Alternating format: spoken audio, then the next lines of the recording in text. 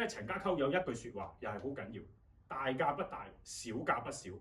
一個就叫陳長興，一個就叫陳有本，都係要沉攢護立，膊頭放鬆，個手咧護住自己嘅。陳氏太極拳啊，分做大價、小價同埋忽雷價。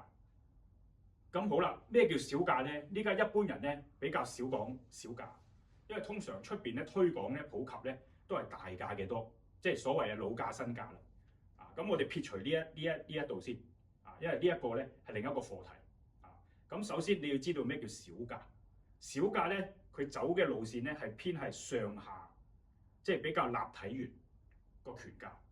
咁如果你講翻個歷史咧，就係14世陳有本開始咧慢慢演變而成嘅。因為你要知道14世啊有兩個宗師好出名喺陳家溝，一個就叫陳長興，一個就叫陳有本。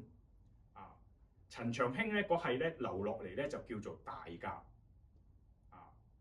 陳有本嗰係留落嚟咧就叫做小價。其實咧陳家溝每一代佢都個拳咧都係演變緊嘅。咁但係啱啱14世咧呢兩個咧就比較出名，教咗好多弟子，所以咧佢班徒弟引申落嚟咧就形成大價小價呢一個風格。咁小價咧佢咧主要個動作咧就係咧比較細啲，但係細啲咧，佢又唔係話真係好細喎，即係唔係縮到縮埋喎。因為陳家溝有一句説話又係好緊要，大價不大，小價不小。即係你打大價咧，你千祈唔好諗住咧拉到無止境咁遠，連小價你唔好諗住縮到埋一埋夾住自己你一定要跟翻陳氏太極拳個規律。我舉個例子譬如我拉個單邊，無論佢大價、小價、忽雷價，乜嘢價都好，都係有單邊，都係要沉攢護立，膊頭放鬆，個手咧護住自己嘅。如果你咁樣去咧就唔啱啦，呢個動作係錯嘅，即係伸長咗啊。所以無論大價小價，你都要咧合住嗰度氣勁。咁小價嘅動作咧，佢係偏係咁樣上下呢個圈嘅，即係一衝拳，佢係拉呢啲圈嘅小價，